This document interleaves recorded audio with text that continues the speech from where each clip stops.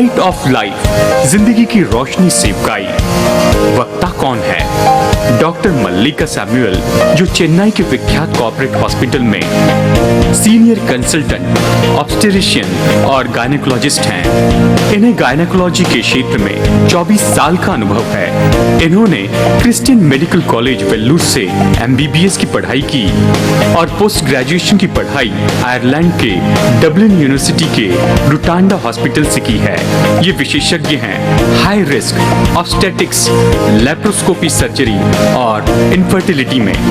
ये अपने चर्च में स्तुति आराधना में अगुवाई करती हैं और साथ ही ये वहाँ प्रचारक भी हैं। इन्होंने अपना बचपन दिल्ली और जयपुर में बिताया है। गायनेकोलॉजिस्ट के रूप में इन्होंने पश्चिम बंगाल और आसाम में इनफर्टिलिटी क्लिनिक चलाए हैं, जिस कारण इन्हें हमारे देश के उत्तरी भाग में रहने वाले भाइयों और बहनों को सुसमाचार प्रचार करने की गहरी इच्छा दी। Namaste. I greet you all in Jesus' precious name. This week there will be a pastor who will speak to you. His name is Pastor Mathai, and he is a very good man of God. He is the pastor of the Cornerstone Church in Chennai, and I would like you to listen to him and to learn from him this week. I greet all viewers again in the holy name of Jesus who is coming very soon. यीशु मसीह के पवित्र नाम में, जो कि बहुत ही जल्दी आने वाला है, उसके नाम में आप सभी को अभिवादन। It's a great joy to meet you again. और ये मेरे लिए बड़े आनंद की बात है कि मैं आज आपसे फिर मुलाकात कर रहा हूँ। And I thank God for this opportunity to share His word again with you. और मैं परमेश्वर का धन्यवाद करता हूँ इस मौके के लिए कि उसने मुझे मौका दिया, अवसर दिया कि मैं आपको फिर से परमेश्वर का वचन बता सकूँ। Today I want to encourage you. आज मैं आपको प्रोत्साहित करना चाहता हूँ। Don't carry any burden with you. आप अपने बोझ को अपने साथ लेकर मत चलिए। Cast all your burden upon the Lord. आप अपना सारा बोझ परमेश्वर पर डाल दें। Don't be worried about anything. आप किसी भी बात की चिंता मत कीजिए, Just pray to Him. बस उससे प्रार्थना कीजिए। Worrying time should be avoided and praying time should begin. वहाँ पर अभी देखा जाए तो चिंता करने का जो समय है उसे हमें टालना चाहिए और प्रार्थना करने का जो समय है वो शुरू कर देना चाहिए। We must stop carrying the burdens that trouble us and start believing God and praising Him with His word. हमें जो बोझ परेशान करते हैं उन्हें हमें बंद कर देना है और परमेश्वर के वचन पर हमें विश्वास करते जाना है। Today we will see from the scriptures और आज हम परमेश्वर के वचन से देखेंगे that Jesus is able to feel your agony. कि यीशु आपकी पीड़ा को महसूस कर सकता है। Sometimes we think Jesus is a superhuman being. कई बार हम सोचते हैं कि यीशु जो है बिल्कुल एक सुपर मनुष्य है And so He did supernatural things. और उसने अलौकिक काम किए, अद्भुत काम किए। And so we think that He cannot understand our affliction and pain. तो हम सोचते हैं कि वो हमारे दर्द, हमारी पीड़ाओं को नहीं समझ सकता है। But the Bible clearly says लेकिन बाइबल स्पष्ट रूप में बताती that है He felt our pain. कि उसने हमारे दर्द को He महसूस felt किया। our agony. उसने हमारी पीड़ा को, हमारे दर्द को महसूस किया In है। Hebrews इब्रानियों की पत्री में हम देखते हैं chapter 5 अध्याय 5 में verses 7, वचन 7 में हम यहाँ पर देखते हैं, it talks about Jesus, यहाँ पर यीशु के बारे में ये कहता है who in the days of his flesh, when he had offered up prayers and supplication with strong crying and tears to him that was able to save him from death, and was heard in that he feared. यीशु ने अपनी देह में रहने के दिनों में ऊंचे शब्द से पुकार पुकार कर और आंसू बहा बहा कर उससे जो उसको मृत्यु से बचा सकता था प्रार्थनाएं और विनती की और भक्ति के साथ उसकी सुनी गई। So from the scriptures we understand तो इस वचन से हम समझ सकते हैं Jesus prayed with tears. कि यीशु ने आंसू बहा बहा कर प्रार्थना की। Like I previously said, और जैसे कि मैंने आपको पहले बताया था, when a person cries, जब कोई व्यक्ति रोता है, पुकारता है, it means he is helpless. इसका मतलब ये है कि वो असहाय है। He has lost all hope in life. वो जीवन में अपनी पूरी आशा खो बैठा He है। has lost probably all his best friends. शायद हो सकता है कि वो अपने सबसे अच्छे दोस्तों को खो चुका है। Maybe people around him are always misunderstanding. शायद हो सकता है कि उसके आसपास के लोग हमेशा उसे गलत समझते आए हो And so he breaks down and he cries. और इसीलिए वो टूट जाता है और इसलिए वो रोता है। We find Jesus, the Son of God himself. यहाँ पर देखिए, हम देखते हैं कि यीशु जो कि स्वयं परमेश्वर का पुत्र था, He cried with strong crying and tears तो यहाँ पर ऊंचे शब्द से पुकार पुकार कर और आंसू बहा बहा कर प्रार्थना करता है, so he can feel your pain and agony. और इसीलिए वो आपके दर्द और आपकी पीड़ा को महसूस कर सकता है। I would like to show you from the scriptures. मैं आपको वचन से दिखाना चाहता हूँ, Jesus felt hungry like any other human being. दूसरे मनुष्यों के जैसे यीशु ने भूख भी महसूस की। Luke's Gospel, chapter 4, verse 2. लूका रचित सुसमाचार अध्याय 4 वचन 2 में हम इस तरह से देखते हैं, The Bible says, after the 40 days of fasting was ended, he was hungry. यहाँ पर बाइबल इस तरह से कहती है 40 दिन का उपवास खत्म हुआ तो उसे भूख लगी। And the Bible says he knows what is poverty. और बाइबल ये भी कहती है कि वो जानता है कि गरीबी क्या है। Luke's Gospel, chapter 9, लूका रचित सुसमाचार अध्याय 9 में देखिए in verses 58, वचन 58 में हम देख सकते हैं, Jesus said, यीशु ने कहा, foxes have holes, लोमड़ियों के भट्ट होते हैं and the birds of the air have nests, और आकाश के पक्षियों के बसेरे होते हैं, but the Son of Man hath not where to lay his head. परंतु मनुष्य के पुत्र को सिर धरने की भी जगह नहीं। Even the birds and animals have a resting place, he said. वो कहता है यहाँ तक कि जानवर जो है और यहाँ तक कि पक्षी जो है उनके आराम करने की जगह होती But है, he, the Son of God, he had no place to take rest. लेकिन वो जो परमेश्वर का पुत्र था उसके पास जगह नहीं थी कि वो वहां पर आराम करे। Many times you might look around the animal kingdom, bird kingdom around you, and you might think like this to yourself. आप कई बार आप अपने आसपास के जानवरों को देखते हैं, पक्षियों को देखते हैं और शायद आप अपने बारे में इस तरह से सोचते You होंगे। may wish and say, I wish I was pet animal in this particular house. आप शायद ये सोचते कि काश मैं इस घर में, इनके घर में एक पालतू कुत्ता ही बनकर रह जाता, How I wish I was a bird that could fly freely here and there. और काश कैसा अगर मैं एक पक्षी हो जाता जो आसानी से यहाँ वहाँ आजादी से उड़ सकता था तो कितना अच्छा होता।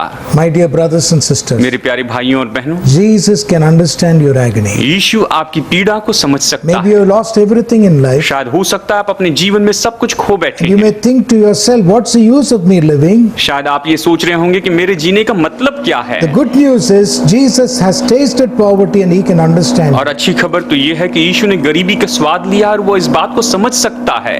Hallelujah. Hallelujah. He knows what is to be tired. वो इस बात को जानता है कि थका होना क्या होता है। John's Gospel, chapter 4, यूहन्ना रचित सुसमाचार अध्याय 4 verse 6 says, वचन 6 कहता है, Jesus therefore being wearied with his journey sat thus on the well.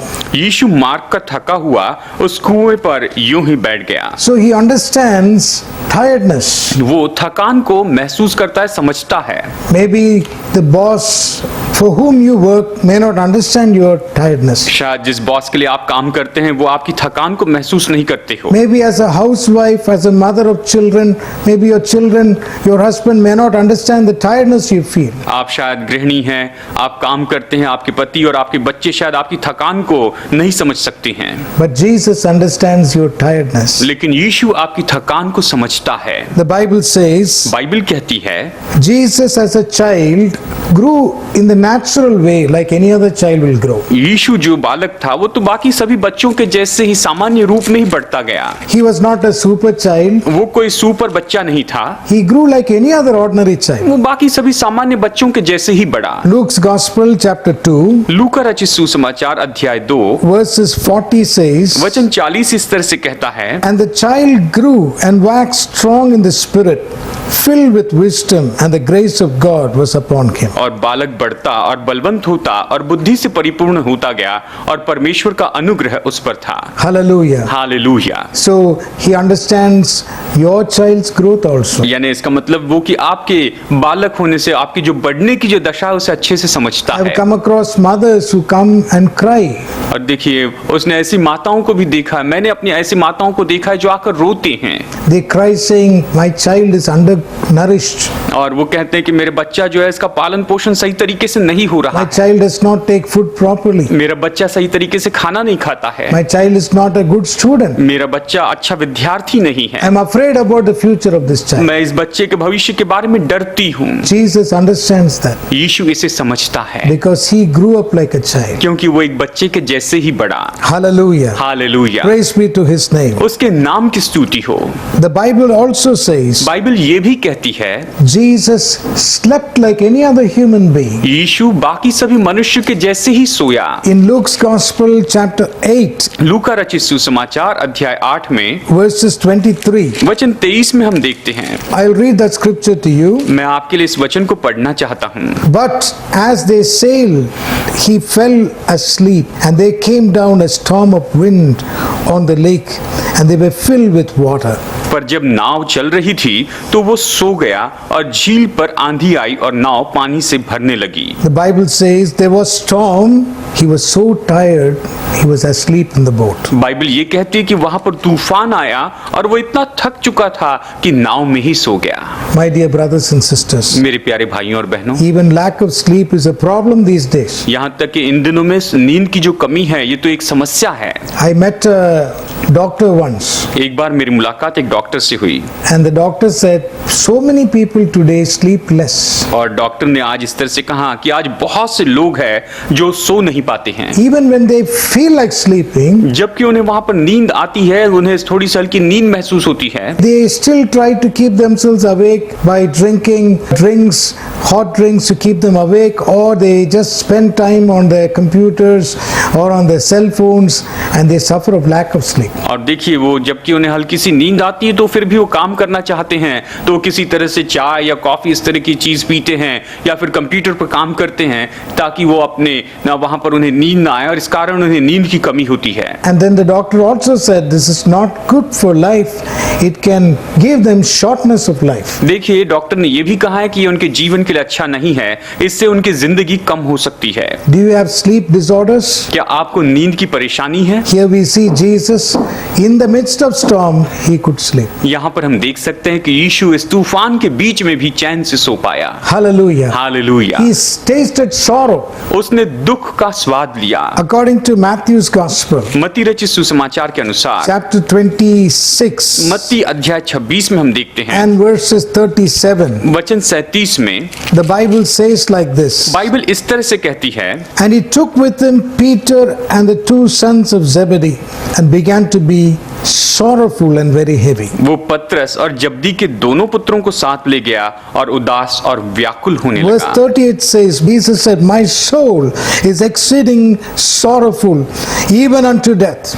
और यहाँ पर वचन 38 में हम देखते हैं, तब उसने उनसे कहा, मेरा जी बहुत उदास है, यहाँ तक कि मेरा प्राण निकला जाता है। Maybe you are also in a similar situation. शायद हो सकता है कि आप भी ऐसी ही परिस्थिति में हो। The sorrow is overwhelming. ये जो दुख है ये तो बहुत ज्यादा हावी होते जा रहा है You are not happy to live anymore. और अभी आप जीवित रहने से खुश नहीं हैं। Stop and call upon Jesus. आप रुकिए और यीशु को पुकार उठें। He understands your agony and your sorrow. वो आपके दर्द और आपकी पीड़ा को समझता है। Hallelujah. हालेलुया। So today, इसलिए आज we must realize Jesus can feel our pain. हमें इस बात को जानना है कि यीशु हमारे दर्द को महसूस कर सकता है। In Hebrews chapter 2, इब्रानियों अध्याय 2 में in verses 18, और वचन 18 में हम देखते हैं, the Bible says, For in that he himself hath suffered being tempted, he is able to succor them that are tempted. और इस तरह से बाइबल ये कहती है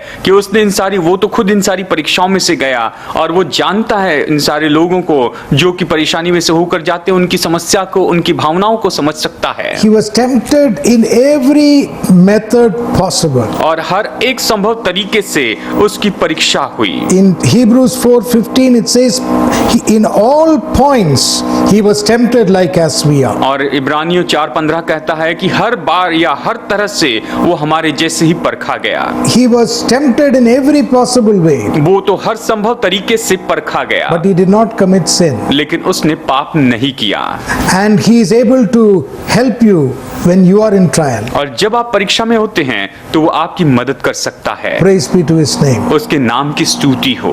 Hallelujah. Hallelujah. So learn to cast your burden upon the Lord. और इसीलिए आप सीखें कि आप अपना बोझ परमेश्वर पर डाल दें। In Philippians फिलिपियों की पत्री में हम देखते हैं chapter 4, अध्याय 4 verses 6, वचन 6 में the Bible says like this: Bible इस तरह से हमें बताती है, Be careful for nothing, किसी बात की चिंता न करो, but in everything by prayer and supplication with thanksgiving make your request known unto God. लेकिन तुम हर एक बात में अपनी प्रार्थना और निवेदन जो है धन्यवाद के सामने परमेश्वर के सामने प्रस्तुत करो। Hallelujah. Hallelujah. So by worrying you cannot change anything, और इसीलिए चिंता करने से आप कुछ भी नहीं बदल but by सकते, praying you can change the world around you. लेकिन प्रार्थना के द्वारा आप अपने आसपास के पूरे संसार को बदल सकते हैं। I want to encourage you today. आज मैं आपको प्रोत्साहित करना चाहता हूँ, Call upon Jesus. आप यीशु को पुकार He is उठिए, standing by to help you. वो आपकी मदद करने के लिए खड़ा है। Before Jesus went on the cross of Calvary, इसके पहले कि यीशु कलवरी के क्रूस पर जाए, he made a statement like this. उसने इस तरह से वाक्य कहा, In John's Gospel, यूहन्ना रचित सुसमाचार chapter 16, अध्याय 16, the last verse. ये तो अंतिम वचन है। These things I have spoken unto you, that in me ye might have peace. In the world ye shall have tribulation, but be of good cheer, I have overcome the world. मैंने ये बातें तुमसे इसलिए कही हैं कि तुम्हें मुझ में शांति मिले। संसार में तुम्हें क्लेश होता है, परंतु धाड़स बांधो, मैंने संसार को जीत लिया है। This is a very unique verse in the Bible, ये तो बाइबल में एक बहुत ही अद्भुत वचन है, because in this verse क्योंकि इस वचन में we read about peace. हम शांति के बारे में पढ़ते हैं, In the same verse we read about tribulation. और साथ ही इसी वचन में हम क्लेश के बारे में भी पढ़ते हैं। In the same verse we read about Jesus' encouragement. और यहाँ पर इसी वचन में हम यीशु के प्रोत्साहन को भी सुनते In हैं, the same verse we read about victory. और इसी वचन में हम विजय के बारे में भी पढ़ते हैं। Hallelujah. Hallelujah. Jesus gives a complete picture of life here. यीशु यहाँ पर जीवन का पूरा चित्र देता है। There'll be tribulation, निश्चय ही क्लेश तो होगा, but we'll also have the victory. लेकिन हम विजय भी पाएंगे। There'll be tribulation, क्लेश तो होगा, but Jesus will be here to give us peace and comfort. लेकिन यीशु यहाँ पर होगा हमारे साथ में कि हमें शांति और तसल्ली दे, And He'll be here to give you the encouragement and the good cheering that you need. और आपको जो कुछ भी प्रोत्साहन और धाड़स चाहिए वो सब देने के लिए यहाँ पर होगा। Jesus did one wonderful thing before He went on the cross. यीशु क्रूस पर जाने के पहले देखिए यहाँ पर उसने एक बहुत ही अद्भुत बात की। In John's Gospel, chapter 14, यूहन्ना रचित सुसमाचार अध्याय 14 में verses 27, वचन 27 में He said like this: उसने इस तरह से कहा, Peace I leave with you, मैं तुम्हें शांति दिए जाता हूँ, my peace I give unto you. अपनी शांति तुम्हें देता हूँ, Not as the world giveth, जैसे संसार देता है वैसे नहीं, give I unto you. वैसे मैं तुम्हें नहीं देता। Let not your heart be troubled, neither let it be afraid. तुम्हारा मन व्याकुल न हो और न डरे। Hallelujah. Hallelujah. Jesus gave us a legacy of peace before He died on the cross. यीशु क्रूस पर मरने के पहले वो यहाँ पर हमें शांति की धरोहर देता है। Man lost the peace in the Garden of Eden when he sinned. मनुष्य ने जब अदन की वाटिका में पाप किया तो उसने अपनी शांति खो दी, He ran away from the presence of God. वो परमेश्वर की उपस्थिति से दूर भाग गया। But Jesus is here restoring that peace back to you. लेकिन यीशु यहाँ पर है और वो आपको ये शांति वापस देता है। He is called the Prince of Peace. Isaiah 9:6 says He's the Prince of Peace. यशायाह 9:6 इस तरह से कहता है कि उसे शांति का राजकुमार कहा जाएगा। Hallelujah. Hallelujah. My dear brothers and sisters, मेरे प्यारे भाइयों और बहनों, in this particular chapter, यहाँ पर इस खास अध्याय में, in chapter 14, chapter 15 and 16, यहाँ पर अध्याय 14 वचन, अध्याय 15 और अध्याय 16 में, in these three chapters, इन 3 अध्याय में after serving the Last Supper, यहाँ पर प्रभु भोज देने के बाद He speaks heart to heart with His disciples before He is nailed on the cross. इसके पहले कि वो क्रूस पर वहां पर चढ़ाया जाए, यहाँ पर वो अपने चेलों से अपने दिल की बात कहता है। Before He is arrested in the Garden of Gethsemane, इसके पहले कि वो गत्समनी के बाग में बंदी बनाया जाए, He is having a heart to heart talk with Jesus. यीशु जो है यहाँ पर अपने चेलों के साथ में अपनी दिल की बात बताता है। So in the time of that talking, और यहाँ पर ये जो बातचीत हो रही थी उस समय He says this important statement. उसने ये महत्वपूर्ण वाक्य He कहे। tells His disciple, listen, I am giving giving you my peace. वो अपने चेलों से कहता है कि सुनो, मैं तुम्हें अपनी शांति दिए जाता हूँ। You have seen me in the midst of so many trials, but you've seen the inner peace I have. That peace I'm giving you. तुमने मुझे बहुत सी परेशानी में देखा है, मुश्किलों में देखा है, लेकिन मैं तुम्हें यहाँ पर अपनी शांति देता हूँ।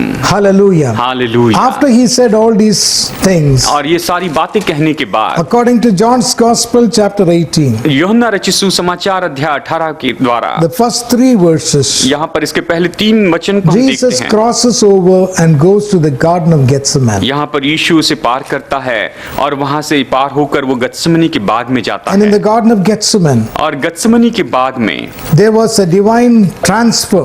वहां पर एक अलौकिक लेन देन होती है। He handed over his peace to his disciples, वो अपनी शांति अपने चेलों को देता है but he carried the agony upon himself. और वो जो दुख है, जो क्लेश है, अपने ऊपर उठा लेता है। Luke's Gospel, chapter 22. लू का रचित सुसमाचार अध्याय 22। And being in agony, he prayed more earnestly. और ये वहां पर जबकि वो पीड़ा में था, उसने और भी तीव्रता से प्रार्थना की। Being in agony, he prayed more earnestly. यहाँ पर वो जबकि इतनी पीड़ा में था, उसने बहुत ही तीव्रता से प्रार्थना की। This is a lesson for us, my dear brothers and sisters. मेरे प्यारे भाइयों और बहनों, ये तो हमारे लिए एक बहुत बड़ा पाठ है। If you are in agony, अगर आप पीड़ा में हैं, don't abandon your prayer life. तो आप अपने प्रार्थना के जीवन को ऐसे मत छोड़िए। Don't stop reading the Bible. आप बाइबल पढ़ना बंद मत कीजिए। Don't stop going to the church. आप चर्च में जाना बंद मत कीजिए। Learn to pray like Jesus prayed. आप यीशु के जैसे प्रार्थना करना सीखें। Learn to cry out to God the more you are in agony. और जितनी ज्यादा आप पीड़ा में होते हैं, उतना ज्यादा आप परमेश्वर को पुकारते चले The जाएं। Bible says बाइबल इस तरह से कहती in है the same verse इसी वचन में that his sweat was as it were great drops of blood falling to the ground. कि उसका जो पसीना था वो तो मानो खून की बूंद के जैसे जमीन पर टपका। Medical science says medical science ये कहता है that this is the highest point of human agony possibly a human being can go through. ये तो पीड़ा का, मनुष्य के लिए पीड़ा का सबसे ऊंचा ऐसा बिंदु है जहां पर कोई मनुष्य कभी जा सकता है। The medical science also says medical science ये भी कहती है when a person attains this point, the highest point of human agony of sweating blood, he will just drop down and die. और ये कहती है कि जब मनुष्य इस जगह पर पहुंच जाता है जहां पर उसका पसीना जो है खून के बूंद के रूप में टपकने लगता है, तो वहीं पर वो गिरकर मर जाता है। But we read in the scriptures Jesus never died, लेकिन हम वचन में पढ़ते हैं कि यीशु वहां पर नहीं मरा, because in the earlier verse, क्योंकि उसके पहले के वचनों में before Jesus passed through this path, जब यीशु यहाँ पर इस जगह से होकर गया, according to the 43rd verse, यहाँ पर 43 वचन के अनुसार, and there appeared an angel unto him from heaven and strengthening him. वहां पर स्वर्ग से स्वर्गदूत उसके सामने आया और उसने उसे बल दिया।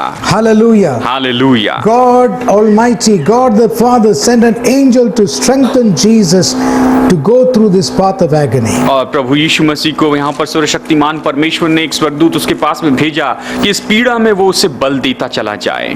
My dear brothers and sisters, मेरे प्यारे भाइयों और बहनों, in Matthew's Gospel, chapter 26, मत्ती रचित सुसमाचार अध्याय 26 में Jesus made a statement like this. यहाँ पर यीशु इस तरह से कहता है, Thinkest thou that I cannot now pray to my Father, and he shall presently give me more than 12 legions of angels? वो कहता है क्या तुम ये नहीं जानते कि मैं अपने पिता से प्रार्थना कर सकता हूँ और वो मुझे यहाँ पर मेरे लिए स्वर्गदूतों की सेना भेज सकता है। Which means इसका मतलब Jesus was trying to say if he wanted to escape crucifixion, he had to only pray to the Father and 12 legions of angels would be given him. इसका मतलब ये है कि अगर उसे यीशु को वहां से बचना था तो केवल पिता से प्रार्थना कर सकता था और पिता उसकी मदद के लिए वहां पर स्वर्गदूतों की बहुत बड़ी सेना भेज सकता था। According to Roman history, रोमी इतिहास के अनुसार a military legion of Roman soldiers, one legion means 6,000 soldiers. वहां पर मिलिट्री के हिसाब से रोमी में यहाँ पर जिसे हम सेना कहते हैं, उस सेना में एक टुकड़ी में या एक दल में जो है लगभग 6,000 सिपाही हुआ करते थे। Which means even if you take that Roman calculation into 12, 6,000 into 12 would mean 72,000 angels at least. और देखा जाए तो अगर इसकी गिनती के अनुसार हम देखें 6 गुना यहाँ पर 12 किया तो कम से कम लगभग जो है 72,000 स्वर्गदूत वहां पर आ जाते। If Jesus prayed to the Father, he would have sent him army of angels and rescued him from crucifixion. अगर यीशु ने पिता से प्रार्थना की होती तो परमेश्वर पिता जो है उसके लिए वहां पर स्वर्गदूतों की सेना भेजता और जरूर उसे बचा लेता। But he also said in the 54th verse, लेकिन 54 वचन में वो ये भी कहता है, but how then shall the scriptures be fulfilled that thus it must be? तो फिर ये कैसे होगा कि ये जो वचन जो है पवित्र शास्त्र की जो बातें हैं ऐसी होनी, ये कैसे पूरी होगी? So Jesus chose to pray for one angel to strengthen him to go through the path of crucifixion. तो यीशु प्रार्थना करता है और इसके लिए एक स्वर्गदूत भेजा जाता है कि इस क्रूसीकरण के मार्ग में से वो होकर जाए, इसके लिए उसे बल दे। Hallelujah. Hallelujah. He chose to go through the path of crucifixion. वो उस चुनाव करता है कि वो क्रूसीकरण के इस मार्ग में से होकर And जाए। he did not ask for angels to rescue him from the crucifixion. उसने ये नहीं कहा कि इस क्रूसीकरण से बचाने के लिए स्वर्गदूत भेज कि वो मुझे इससे बचा ले। So today Jesus attained the highest point of human agony, so you and I can be spared of that agony. और यीशु जो है आज जो है सबसे ज्यादा पीड़ा को सह चुका है ताकि आप और मैं उसकी शांति को प्राप्त करें। In all our sorrows, हमारे सारे दुखों में, in all our afflictions, हमारे सारे क्लेश में we have never sweated great drops of blood, have we? हमने कभी भी हमारा पसीना जो है वो खून के जैसे नहीं बहाया। क्या Because हमने बहाया? God is faithful. क्योंकि परमेश्वर विश्वास In योग्य 1 Corinthians chapter 10 verse 13, पहला कुरिन्थियों अध्याय 10 वचन 13 में हम देखते हैं, the Bible says, there hath no temptation or trial taken you, but such as is common to man. But God is faithful, who will not suffer you to be tempted above that you are able, and with every temptation also will make a way to escape, that he may be able to bear it. तुम किसी ऐसी परीक्षा में नहीं पड़े जो मनुष्य के सहने से बाहर है। परमेश्वर सच्चा है और वो तुम्हें सामर्थ से बाहर परीक्षा में न पड़ने देगा, वरन परीक्षा के साथ निकास भी करेगा कि तुम सह सको। So that is why we are not shedding great drops of blood. और इसीलिए तो हम खून नहीं बहा रहे हैं, पसीना के रूप में खून नहीं बह रहा है। God is faithful. परमेश्वर विश्वास योग्य है। He will not allow any temptation to come to any human being beyond his enduring तो capacity. मनुष्य की जो सहने की क्षमता है उससे परे वो कभी किसी को परीक्षा में नहीं पड़ने देगा। But Jesus was permitted to carry the agony of this world. लेकिन यीशु को अनुमति दी गई कि वो इस संसार के सारे दुखों को उठा ले। And the blood vessels in him burst and it came out as great drops of blood. और उसके अंदर जो रक्त की कोशिकाएं थी वो तो पूरी तरह से फट गई और उसका खून पसीने के रूप में बहने So लगा। today, और इसलिए आज if you are in agony, अगर आप पीड़ा में हैं cry out to God. तो आप परमेश्वर को पुकारें। That peace that Jesus has kept for you will come. वो शांति जो यीशु ने आपके लिए रखी है वो आपके पास में आएगी। There is a prophecy in the book of Isaiah the prophet, यशायाह भविष्यवक्ता की किताब में एक भविष्यवाणी है, chapter 53, अध्याय 53 verses 3 right up to verses 5. वचन 3 से लेकर वचन 5 तक की भविष्यवाणी है। Bible says he was despised and rejected. Bible कहती है कि वो तो तुच्छ जाना जाता He was जाना a man गया। of sorrows. वो तो दुखों का व्यक्ति था, He was acquainted with grief. वो दुखी पुरुष था और रोगों से उसकी जान पहचान थी। He has borne our griefs and carried our sorrows. और उसने हमारे रोगों को सह लिया और हमारे दुखों को उठा लिया। The Bible says the chastisement or the punishment of our peace was upon him. और बाइबल ये कहती है कि जो ताड़ना हमारी शांति के लिए जो ताड़ना पड़नी थी वो उसके ऊपर आई। By his stripes you and I have been healed. उसने खाए हुए कोड़े से आप और मैं चंगे I हुए want to हैं। encourage you today. आज मैं आपको प्रोत्साहित करना When you चाहता हूँ, pass through the path of the agony, जब आप इस पीड़ा के समय में से इस मार्ग में से होकर चले don't जाएंगे lose hope. तो आप आशा मत खोइए। You have Jesus who knows your agony. आपके पास में यीशु है जो आपकी पीड़ा को जानता है। Cry out to him आप उसे पुकार उठे and you will see him touch you and deliver you. और आप देखेंगे कि वो आपको छू लेता है, वो आपको छुटकारा देता है। Hallelujah. Hallelujah. Shall we pray? आइए हम प्रार्थना करते हैं। Father, I pray for all the people who have heard the good news. पिता परमेश्वर, मैं इन सभी लोगों के लिए प्रार्थना करता हूँ जिन्होंने सुसमाचार सुना करना है। I pray whatever agony they are passing through, मैं प्रार्थना करता हूँ कि ये जिस किसी पीड़ा में से होकर जा रहे हैं, you will visit them today. तो आज इनसे मुलाकात कर, You will deliver them today. तो आज इन्हें छुटकारा दे, And the peace of Jesus will flood their heart and mind. और यीशु की शांति इनके दिल में, इनके मन में नदियों के जैसे बहती In जाए। Jesus' name we pray. यीशु के नाम में प्रार्थना करते हैं। Amen. Amen. So God bless you. परमेश्वर आपको आशीष दे।